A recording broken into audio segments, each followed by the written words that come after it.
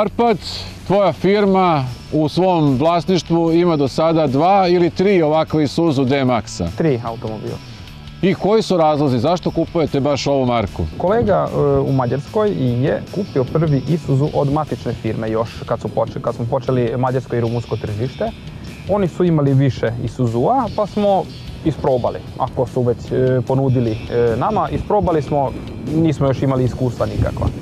To je bio još prethodne generacije, znači iz 2007. Kad smo probali, za pola godine smo proširili znači, teren pa smo imali potrebu za još jedno vozilo. Mislili smo da ako je toliko dobro iskustvo sa tom modelom od 2007. Kupili smo novo vozilo od 2013. godine i toliko smo se oduševili da sad 2017. smo kupili najnoviji model. Morate znati da što se našeg posla tiče, oni se koriste na najtežim terenima. Ne u planinama, ali blata, idemo u oranju, znači stvarno su iskorišteni i isprobani. Iako kod nas je taj prvi model od 2007. se koriste već 5 godina, ovo je 6. godina, i ako bez problema, samo sa velikim servisom, ponekad nešto malo, ono što je potrošni materijal menjamo, onda ja mislim da je to već dobra preporuka za jedan automobil. Tako je. I šta je to što biste vi izdvojili onako, obzirom da je izdržljiv, još ovako kao neku karakteristiku koja vam je zapala za oko? Što je nam isto važno, ponekad kad vučemo neku robu ili neku mašinu, znači možemo da vučemo prikolicu od 3,5 tone, možemo da pakujemo auto tonu na plato.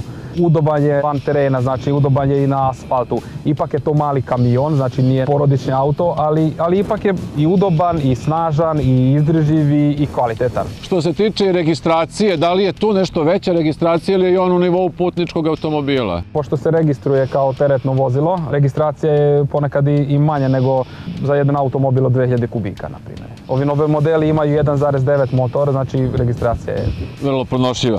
Sad, vi ste imali ove modele koji su imali motore nešto veće zapremine, 2500 kubika, a konjske snage i snaga motora je sad skoro jednaka, iako je ovaj motor značajno manje zapremine. Novi modeli su još bolji i kvalitetniji, ali u snazi nije izgubio. Znači motor, ono što mi imamo 2500 kubika i 1.9, znači nema razlike. Da li je po vama ovo vozilo koje bi moglo da zadovolji potrebe domaćina u Vojvodini, u Srbiji i na neki način da im bude i putničko vozilo, a i da završi dosta toga oko aktuelnih poljoprivrednih poslova i radova? Svakako, mi za svoje potrebe planiramo, znači ja lično za svoje potrebe, za porodične potrebe ću isti auto planiram, a za poljoprivrednike, na primjer, što je kod nas jako važno, tu u susednoj Mađarskoj jako puno se koristi. Znači pick-upovi i sad Isuzu u zadnjih 3, 4, 5 godina, znači jako puno ih ima i koriste, znači poljoprivrednici jako vole. Znači možemo da kažemo da je Isuzu dobar izbor i da može da bude pouzdano i stabilno vozilo svakome koga kupi godinama. Svakako, ako nas pitate,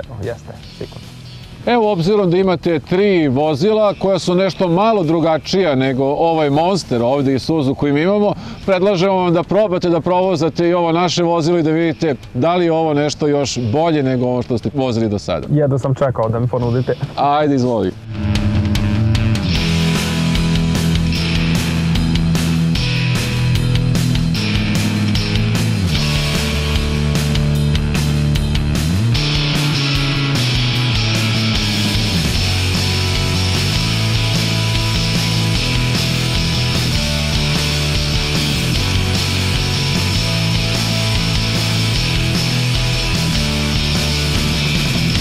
I evo kako je prvi utisak prošao?